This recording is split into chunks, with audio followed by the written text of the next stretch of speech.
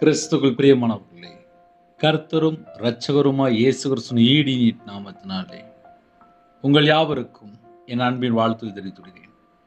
தேவன் அருளிய அப்பம் பிரேயர் மினிஸ்ட்ரி சேனல் மூலியமாக உங்களோடு சந்திப்பதில் மிகுந்த மகிழ்ச்சி அடைகிறேன். தினம்தோறும் அதிகால வேளையிலே பரிசுத்த வேதாந்தத்தில் நாம் ஒரு பகுதியை தியானித்து நம்முடைய குடும்ப பாதுகாப்பிற்காக நாம் ஜெபித்து வருகிறோம். அதிகால வேளையிலே அபிஷேகங்களை பெற்றுக்கொள்ள, தேவனுடைய கிருபை பெற்றுக்கொள்ள புதிய நாளுக்காக இணைந்திருங்கள். 138 சங்கீதம் 7 வசனத்திலே, நான் துன்பத்தின் நடுவில் நடந்தாலும் நீர் என்னை உயிர்ப்பிப்பீர், என் சத்துருக்களின் கோபத்துக்கு விரோதமாக உமது கையை நீட்டுவீர், உமது வலதுகரம் என்னை ரட்சிக்கும். கர்த்தர் எனக்காக யாவையும் செய்து முடிப்பார், கர்த்தாவே உமது கிருபை என்றும் உள்ளது, உமது கரத்தின் கிரியைகளை நெகிழ விடாதிருப்பீராக. ஹல்லேலூயா. கிறிஸ்துவுக்குள் பிரியமானவர்களே, கர்த்தர் எனக்காக யாவையும் செய்து முடிப்பார். 8 வசனத்தில் எழுதப்பட்டிருக்கு.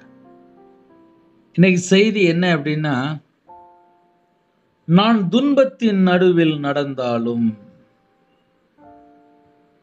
நான் துன்பத்தின் நடுவில் நடந்தாலும். ஒரு குடும்பம் அப்படின்னா எத்தனையோ சூழ்நிலை தாண்டி தான் அவங்களுடைய வாழ்க்கையில பல ஆசீர்வாதங்களை பெற்றுக்கொள்வாங்க. எக்ஸாம்பிளுக்கு, ஒரு மாசம் ஃபுல்லா வேலை பார்த்தா அடுத்த மாசம் சம்பளம், அதிகமா வேலை பார்த்தா ஓவர் டைம்.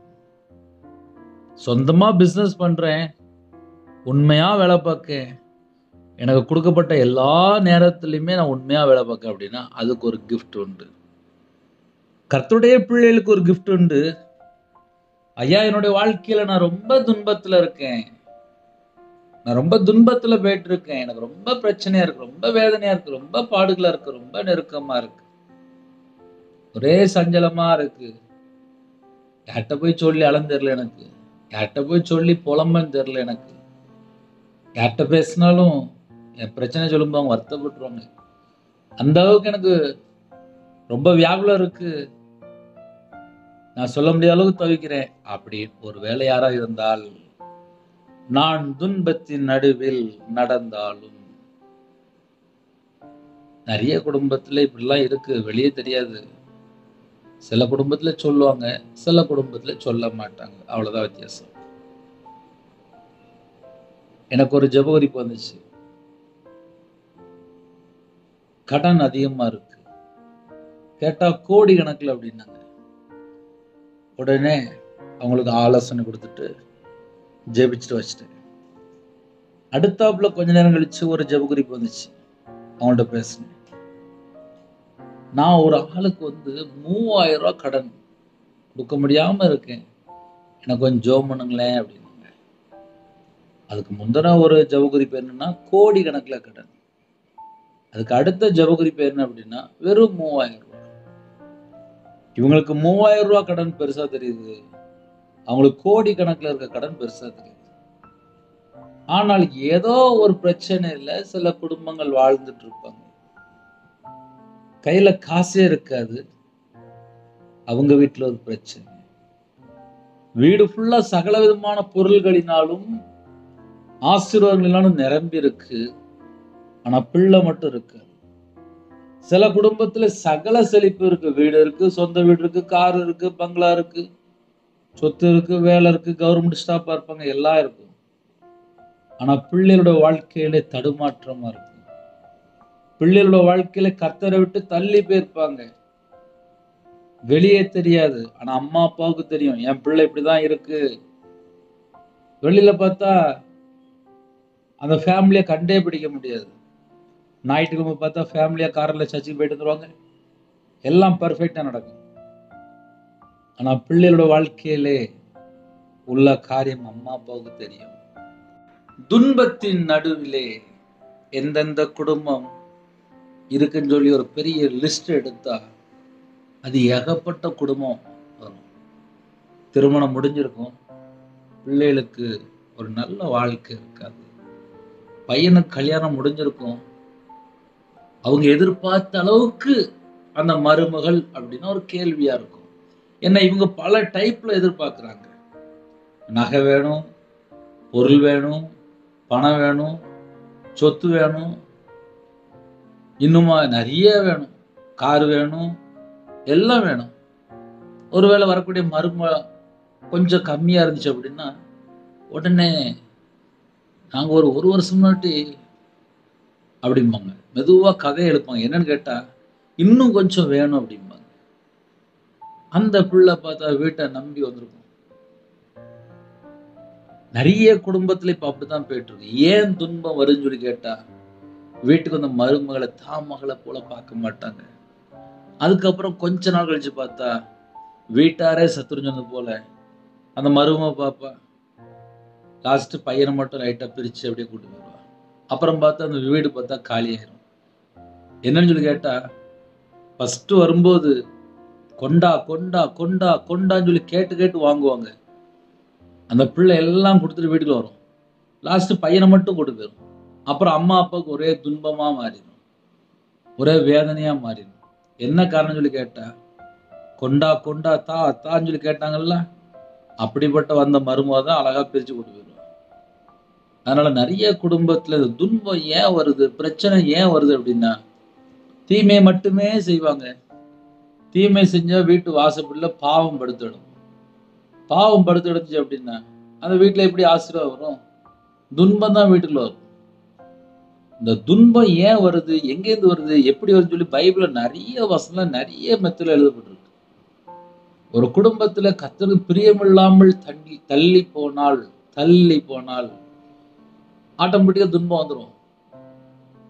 24 மணி நேரம் தேவனுக்கு பிரியமான அப்படி உண்மையா வாழ்ந்தாலே நமக்கு 1000 காரியம் இருக்கு. பாடுகள் வழியா தான் போகணும், நம்ம பரிசுத்தமா இருக்கணும், நம்ம நீதி செய்யணும், உண்மையா இருக்கணும், செம்மையான வழியில நடக்கணும், இரவு மூலமா ஜெபிக்கணும், இடைவிடாமல் ஜெபிக்கணும், எப்பொழுது ஸ்தோத்திரம் செலுத்தணும். எவ்வளவு காரியம் நமக்கு இருக்கு 24 மணி நேரத்துல. ஆனா சில குடும்பத்துல இந்த துன்பம், இந்த பிரச்சனை அப்படி சொல்லி வந்த உடனே கர்த்தரை விட்டு சில குடும்பத்தை தள்ளி போயிடுவாங்க.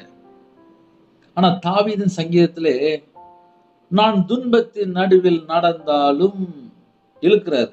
நடந்தாலும் அப்படின்னு என்ன அர்த்தம் அப்படின்னா, என் வாழ்க்கையில் இப்படிப்பட்ட பிரச்சனை இருக்குப்பா, என் குடும்பத்துல இப்படிப்பட்ட பிரச்சனை இருக்கு, நான் துன்பத்தின் நடுவில் நடந்தாலும் ஒருவேளை இந்த கால வேலை, ஆனா என் வாழ்க்கையே துன்பமா தான் இருக்குன்னு, எங்க குடும்பமே அப்படிதான் இருக்கு, எனக்கு வேலை இல்லை, என் வீட்டுல இப்படி வியாதியா இருக்கு, என் குடும்பத்துல இப்படி பிரச்சனையா இருக்கு, என் பிள்ளை வாழ்க்கை இப்படி ஆயிப்போச்சு, எனக்கு யாரோ ஒருத்தன் சூனியம் பண்றான், மாந்திரியம் பண்றான். சரி, எத்தனை நாள் பண்ணுவான்? எனக்கு ஒருத்தன் மாந்திரியம் பண்ணிட்டே இருந்தான். நான் கையில பைபிள் எடுத்து வாசித்து அழகா ஜெபம் பண்ண ஆரம்பிச்சேன். சர்ச்சில் வேலை பார்க்க ஆரம்பிச்சேன். சுவிசேஷம் அறிவிக்கிறதுக்கு அழகா தேவன் கிருபை கொடுத்தாரு. போகும்போது எல்லா பக்கம் போகும்போது டிராக்ஸ் கொடுப்பேன், புதிய ஏற்பாடு கொடுப்பேன். அழகா கர்த்தருடைய ஊழியத்தை செய்ய தேவனை ஒரு அபிஷேகம் பண்ணினாரு. நான் தேவனை தேட ஆரம்பிச்சேன். எனக்கு யாரு மாந்திரியம் பண்ணுனானோ, அவன் எந்த வீட்டுக்குள்ள இருந்தானோ அதே வீட்டுல தூக்கு போட்டே செத்து போயிட்டான். அவ்வளவு முடிஞ்சு போச்சு. ஒருவேளை நம்மளோட வாழ்க்கையில துன்பம் போல ஏதாவது பிரச்சனை வந்துட்டு இருக்கா, நம்ம தேவனை தேட தேவனை தேட தேவனை தேட தேவனை தேட தேவனோட சமூகத்துல காத்திருக்க கிருபை பெற்றுக்கொண்டு ஓட ஓட ஓட நமக்கு விரோதமா எவனாவது சத்துருவா எந்திரிக்கிறானா, மாந்திரியம் பண்றானா, ஏவல் செய்யறானா, பிள்ளி சூனியம் பண்றானா, செத்தே போயிரும், அழிஞ்சே போயிரும். அப்படின்னா என்ன அர்த்தம் அப்படின்னா, நான் இயேசு கிறிஸ்துவோட பிள்ளை, நான் தேவனுடைய பிள்ளை. தேவன் அபிஷேகம் பண்ணி நம்மளை பிரித்து எடுக்கிறார், பரிசுத்த ஆவியினால் நிரப்புகிறார், கர்த்தருடைய ஆவியினால் நிரப்புகிறார், தேவ ஆவியினால் நிரப்புகிறார். நம்ம தேவனுக்காக வேலை செய்யும் போது, தேவனுக்காக வாழும் போது நம்ம குடும்பம் ஆசீர்வதிக்கப்படும். ஒரு குடும்பம் ஆசீர்வதிக்கப்படணும் அப்படின்னா அதுக்கு நம்ம என்ன செய்யணும் அப்படின்னா, நான் துன்பத்தின் நடுவில் நடந்தாலும் நீர் என்னை உயிர்ப்பியும் என்று ஜெபிக்கணும். எப்படி ஜெபிக்கணும் அப்படின்னா, நான் துன்பத்தின் நடுவில் நடந்தாலும் நீர் என்னை உயிர்ப்பியும், நீர் என்னை உயிர்ப்பியும். எனக்கு பிரச்சனை அதிகமா இருக்குப்பா, நீர் என்னை உயிர்ப்பியும். நான் துன்பத்தின் நடுவில் நடந்தாலும் என் வாழ்க்கை எனக்கு துன்பமா தான் இருக்கு, என் வாழ்க்கை எனக்கு இப்படிதான் இருக்கு, நான் இப்படிப்பட்ட பிரச்சனையில தான் நான் வாழ்ந்துட்டு இருக்கேன், நான் தனியா இருக்கேன், நான் ஒரு விதவையா இருக்கேன், நான் ஒரு திக்கற்ற பிள்ளையா இருக்கேன், நான் ஏழை எளிய ஜனமா இருக்கேன், நான் சிறுமைப்பட்ட நிலைமையில இருக்கேன், நான் கண்ணீரோடு ஜெபிக்கிறேன், எனக்கு பிள்ளை இல்லை, எனக்கு பிரச்சனை, எனக்கு போராட்டம். எத்தனை சூழ்நிலை சரி, எந்தெந்த குடும்பத்துல எந்தெந்த பிரச்சனையோடு இணைந்திருந்தாலும் சரி, சில குடும்பத்துல முடக்குவாதம் அப்படிம்பாங்க, ஸ்ட்ரோக்ல படுத்திருப்பாங்க, ஹாஸ்பிட்டல்ல இருப்பாங்க, கவர்மெண்ட் ஹாஸ்பிட்டல்ல இருப்பாங்க, மரண தருவாயில இருப்பாங்க. எந்த சூழல் இருந்தாலும் சரி, நான் துன்பத்தின் நடுவில் நடந்தாலும். இப்ப என் வாழ்க்கையில நான் சில காரியங்கள் சொல்றேன், அது ரொம்ப பிரயோஜனமா இருக்கும். 2008 எனக்கு உடம்பு சரியில்லாம வந்துச்சு. டாக்டர் சொன்னாரு, இந்த பையன் பொழைக்க மாட்டான், ஒரு 48 மணி நேரம் ஆகட்டும், அதுக்கப்புறம் நம்ம பார்த்து ரிசல்ட் சொல்லுவோம் அப்படின்னாங்க. கர்த்தருடைய கிருபையினாலே 2025 உயிரோட தான் இருக்கேன். எனக்கு ஒருத்தன் 13 வருஷமா மாந்திரியம் பண்ணிட்டே இருந்தான். நான் செத்து போன்னு சொல்லி மாந்திரியம் பண்ணிட்டே இருந்தேன். லாஸ்ட் அவன் செத்து போயிட்டான், நான் உயிரோட இருக்கேன். என் வாழ்க்கையில நான் வியாபாரத்துல நஷ்டம், நிந்தைகள், அவமானங்கள், துன்பம், பிரச்சனை, போராட்டம், பாடுகள், கஷ்டங்கள், நஷ்டங்கள், வறுமை, நிந்தை, அவமானம் எல்லாம் உள்ள வந்துச்சு. 2025 முதல்ல நான் உயிரோட தான் இருக்கேன். என்ன காரணம்? நான் துன்பத்தின் நடுவில் நடந்தாலும் நீர் என்னை உயிர்ப்பியும். அவருடைய சமூகத்தில் அர்ப்பணித்து நீர் என்னை உயிர்ப்பியும், நீர் என்னை உயிர்ப்பியும், நீர் என்னை உயிர்ப்பியும். 19ஆம் சங்கீதம் 7ஆம் வசனம் எழுதப்பட்டிருக்கு. கர்த்தருடைய வேதம் குறைவற்றதும் ஆத்துமாவை உயிர்ப்பிக்கிறதுமாய் இருக்கிறது. ஆத்துமாவை உயிர்ப்பிக்கிறதுமாய் இருக்கிறது. இன்னைக்கு நிறைய குடும்பத்திலே ஆத்துமா மண்ணோடு ஒட்டிட்டு இருக்கு. அது ஒரு பெரிய பிரச்சனையா இருக்கு. மண்ணாசை, பொருளாசை, பண ஆசை, நக ஆசை, இப்படி எத்தனையோ ஆசையிலே ஆத்துமா மண்ணோடு ஒட்டிட்டு இருக்கு. அது ஒரு பெரிய பிரச்சனையா இருக்கு. அதனால காலவெளியில யாரெல்லாம் இணைந்திருக்கிறீங்களோ, 119ஆம் சங்கீதம் 107ஆம் வசனத்திலே, நான் மிகவும் உபத்திரப்படுகிறேன், மிகவும் உபத்திரப்படுகிறேன், நான் ரொம்ப கஷ்டப்படுறேன்ப்பா அப்படிங்கிற, நான் மிகவும் உபத்திரப்படுகிறேன். கர்த்தாவே, உம்முடைய வசனத்தின்படி என்னை உயிர்ப்பியும், உம்முடைய வசனத்தின்படி என்னை உயிர்ப்பியும், உம்முடைய கிருபையின்படி என்னை உயிர்ப்பியும், உம்முடைய நீதியின்படி என்னை உயிர்ப்பியும், உம்முடைய நியாயத்தின்படி என்னை உயிர்ப்பியும். யாரெல்லாம் இணைந்திருக்கிறீங்களோ, அவர் உயிர்ப்பிக்கிற தேவன். ஒருவேளை சரீரமா, வேதம் தெளிவு எழுதப்பட்டிருக்கு, சாவுக்கியதோன் உங்கள் சரீரங்களையும் உயிர்ப்பிப்பார் என்று எழுதப்பட்டிருக்கு. அக்கிரமங்களினாலும் பாவங்களினாலும் மரித்துறந்த உங்களை உயிர்ப்பித்தார். எபேசியர் 2ஆம் அதிகாரம் 1, 5 ஆகிய வசனம் எழுதப்பட்டிருக்கு. கிருபையினாலே ரட்சிக்கப்பட்டீர்கள், இது உங்களால் உண்டானதல்ல, தேவனுடைய ஈவு. இன்னைக்கு நம்ம உயிரோட இருக்கிறோம் அப்படின்னா அது தேவனுடைய ஈவு. அதனால கால வேளையில எந்த சூழ்நிலை இருந்தாலும் சரி, ஒருவேளை உபத்திரம் துன்பமா இருக்கு அப்படின்னா தேவன்கிட்ட நம்ம ஜெபம் பண்ணலாம். 119ஆம் சங்கீதம் 107ஆம் வசனம், நான் மிகவும் உபத்திரப்படுகிறேன், மிகவும் உபத்திரப்படுகிறேன், நான் அதிகமான உபத்திரப்படுறேன். கர்த்தாவே, என்னை என்னை உம்முடைய வசனத்தின்படியே உயிர்ப்பீங்கப்பா, என்னைய உங்க வசனத்தின்படியே என்னை உயிர்ப்பீங்கப்பா அப்படின்னு ஜெபிக்கிறேன். அப்ப நம்ம நிறைய காரியத்துக்காக நம்ம ஜெபிக்க ஒவ்வொரு நாளும் நம்ம தியானிக்கிறோம். இன்னைக்கு உள்ள வசனம் என்ன அப்படின்னா, வசனத்தின்படி என்னை உயிர்ப்பீங்க, வசனத்தின்படி என்னை உயிர்ப்பீங்க, வசனத்தின்படி நீங்க உயிர்ப்பீங்க. அப்ப யாரெல்லாம் எந்த சூழ்நிலை இருக்கிறீங்களோ, தேவனுக்கு தெரியும், தேவனுக்கு தெரியும், தேவனுக்கு தெரியும். நம்ம எல்லாரும் தேவனுடைய சமூகத்தில் அர்ப்பணித்து ஜெபிப்போம். நம்ம குடும்பத்தை கர்த்தரே ஆசீர்வதிப்பார். நிறைய குடும்பத்துல உபத்திரம் தான், தேவனுக்கு தெரியும். அர்ப்பணிப்போம், ஜெபிப்போம். கர்த்தர் வாழ்க்கையில் எல்லாவற்றையும் மாற்றி தருவார். இருக்கிற இடத்துல கண்களை மூடி நாம் ஜெபம் செய்வோம். கிருபை மகிமை அந்த பரிசுத்தமுள்ள நல்ல பிதாவே, நன்றியோடு துதிக்கிறோம், சொல்கிறோம்ப்பா. எங்களை அர்ப்பணிக்கிறோம். இந்த புதிய நாளுக்கான கிருபைக்கான நன்றி. இணைந்திருக்கிற குடும்பத்தை உங்களுடைய ஜீவனுக்கு அர்ப்பணிக்கிறோம். யாரெல்லாம் தங்களை தாழ்த்துறோம், உங்களுடைய ரத்த கொடைகளை வேலையடைங்க. யாரெல்லாம் வெளியில போறோம், முன்னும் பின்னுமா தேவ தூதர் நிப்பாடுங்க. எல்லா குடும்பத்துக்கும் கர்த்தர் வேலையடைங்க. வெளிநாட்டில் இருக்காங்க, அவங்க இருக்கிற இடத்துல சகலவிதமான பாதுகாப்பு தாங்க. யாரெல்லாம் வெளியில புறப்படுறாங்களோ, யாரெல்லாம் வாகனத்தில் போறாங்களோ, டிரைவிங் லைன்ல போறாங்களோ, யாரெல்லாம் இன்னுமா மற்ற எல்லா காரியங்களும் யாரெல்லாம் வெளியில புறப்படுறாங்களோ, எல்லா காரியத்தையும் உங்களோட ரத்த கொட்டைகளை வேல் அடைத்து மூடி மறைத்து பாதுகாத்துக் கொள்ளுங்க. விசேஷமாக படிக்கிற பிள்ளைகளை உங்களுடைய கருத்தில் அப்படியும் தேவ ஞானத்தினாலே தேவ புத்தினால் நிரப்புகிற ராஜா. சில குடும்பத்தில் அப்பா பிறந்த நாள் கொண்டாடுறாங்க, திருமண நாள் கொண்டாடுறாங்க. கடந்த வருஷம் முழுவதும் பாதுகாத்த கிருபைக்காக நன்றி. இந்த புதிய ஆண்டிலே அப்போ அவங்க பிள்ளைகளோட வாழ்க்கையிலே நன்மைகளை பெற்றுக்கொள்ள வேண்டும், கிருபைகளை பெற்றுக்கொள்ள வேண்டும். தேவனுடைய கரத்துக்குள்ள அடங்கியிருக்கணும். அப்பா ஒவ்வொரு குடும்பத்தையும் ஆசிரியங்க, அவனுடைய சந்ததி ஆசிரியங்க. சில குடும்பத்தில் திருமணம் முடிந்ததுக்கு அப்புறம் நிம்மதி இல்லாத ஒரு வாழ்க்கையா இருக்கு. கர்த்தர் சமாதானத்தை கட்டுடுங்க, ஆசீர்வாதத்தை கட்டுடுங்க, ஜீவனை கட்டுடுங்க, தீர்க்காயுசை கட்டுடுங்க. கர்த்தருடைய கரத்திலே அர்ப்பணித்து தாழ்த்தி மன்றாடி கெஞ்சி கேட்கிறோம்.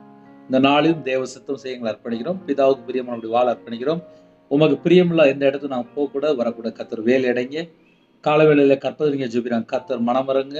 மாசம் இருக்காங்க, கர்த்தர் ஆசிரியங்க. டெலிவரி போறாங்க, கர்த்தர் கொடுங்க. நார்மல் டெலிவரி சாட்சி சொல்லுறது கிருபை செய்யுங்க. தேவன் அருளே அப்பா மினிஸ்டர் மூலியமா இணைந்த குடும்பங்கள் அப்பா ஆலயத்துக்குள்ள நாட்டப்பட வேண்டும். விசேஷமாக உமக்கு பிரியமானபடி வாழ வேண்டும். ஆட்டுக்குட்டிய ஜீவ புஸ்தகத்தில் எழுதப்பட்டிருக்க வேண்டும்.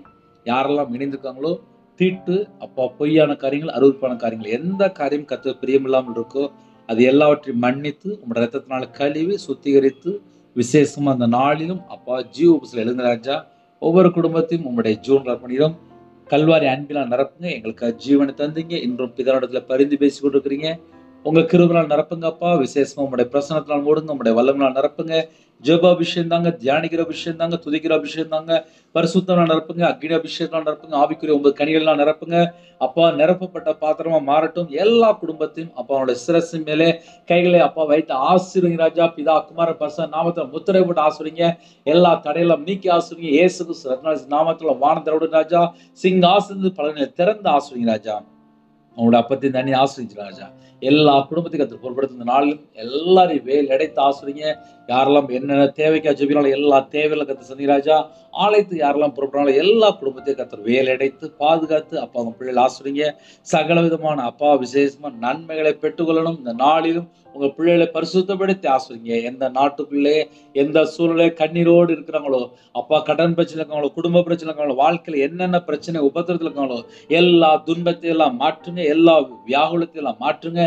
எல்லா வேதனை, நிந்தை, கண்ணீர், கஷ்டம், பிரச்சனை, உபத்திரம், பாடுகள், போராட்டம் எல்லாவற்றையும் நீக்கி உங்களோட ரத்தத்தினாலே அப்பா வேலை அடைத்து மூடி மறைத்து அப்பா புது அபிஷேகம் தந்து ஆசிரியங்க. உங்க நாமம் பயன்பட்டும் தேவன் அருளி அப்ப மினிஸ்டர்ல உங்களுடைய பாதபல பண்ணிடும். அப்பிரயோஜனமான ஊழியக்காரன் கர்த்தர் பொறுப்படுத்துங்க. துதி கனம் மகிமை எல்லாம் ஒருக்கே செலுத்திடும். இயேசு கிறிஸ்து பிதாவே ஆமென். தேவனுக்கே மகிமையுண்டதாக. கர்த்தர் தாமே உங்களையும் உங்கள் குடும்பத்தையும் சகல காரியத்திலும் சம்பூர்ணமாக திருப்தியாக கர்த்தர் கூட ஆசீர்வதிப்பாராக. ஆமென். கர்த்தராகிய இயேசு கிருபையும் பிதாவாகிய அன்பும் பரிசுத்தனுடைய ஐக்கியமும் இப்பொழுதும் எப்பொழுதும் சதா காலங்களிலும் நம்மளோடு கொடுப்பதாக. ஆமென். God bless you.